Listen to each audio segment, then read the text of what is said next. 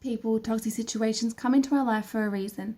And they come into our life for a very important reason. And we often wonder why they did. When it occurs, you think, or when it finishes, you think, what the hell did that all happen for? What was that all about? How did I even let that happen? How could it be so stupid? Now, it's important to remember that they play a very important role on our journey and who we become and how powerful we are. Now, when these toxic people or toxic situations come into our life, we can either take the negative card or we can take the positive card. And taking the negative card means that you allow these people to continue in your life. You allow these people, or you allow future people to come into your life that are toxic, and you just allow them to keep exhausting you of your resources. And when you do that, the universe is just going to keep throwing these people at you. You're going to keep throwing these situations at you because you're not learning the lesson that you need to learn. And if you take the positive card, then you're going to learn to take back your power. And that is the beautiful thing about these toxic people or situations, is that they ignite our inner strength, they ignite our power, and we learn how to take back our strength, take back our power, and become in alignment with who we are.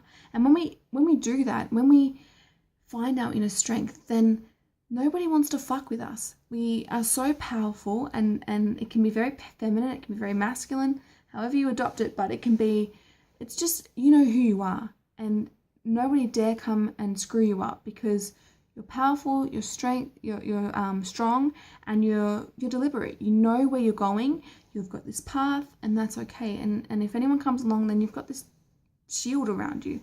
The best way that I identify these toxicities in my life, because sometimes we can be in you might even be one in right now, but you can be in these situations that you don't even realize that they're toxic. So what I like to do every month, every day for a month, I have a negative piece of paper and a positive piece of paper. And every afternoon, I write down a negative thing that might have happened in my day. It could have been, it doesn't have to be like, I didn't meditate today, or it can be that Sally pissed me off today because she did this, or whatever it may be. And then a positive trait, it might be, Sally annoyed me, but I walked away, or I let it slide, whatever it may be. Now, at the end of the month, you'll start to see a pattern. You may see a pattern just accumulating. You might not even realize that Sally was a really toxic person in your life. You might not even realize that Sally was negative, because you thought Sally was a really lovely person. You were feeling very empathetic towards her, that, you were trying to understand Sally's situation. And that's okay. That's a beautiful thing to be empathetic. But you also have to protect yourself. And by protecting yourself, it doesn't mean that you have to have this cold shield around you whereby you don't let anyone in. But it means that you can recognize and identify these toxicities and just withdraw a little bit and protect yourself in that sense. So at the end of the month, like I said, you might see repetition of certain people or certain situations, and you know then, okay, Sally has appeared 28 days out of 30. Maybe Sally needs to go from my life, or I need to withdraw a little bit from Sally, or stop having coffee with Sally every week, or whatever it may be. Now, often these people who are toxic are people quite close to us. Because they're in our lives, they might be at our work, maybe might even be our partner, might be our brother or our sister or our mother, or at school, or whatever it may be, or university. Now, if they are, and we all have those toxic family members or toxic close friends that sometimes they just exhaust you of all of your resources, the best way to deal with these people is, what I like to do is create this metaphorical slide in front of myself. So I create this slide that just runs down my body.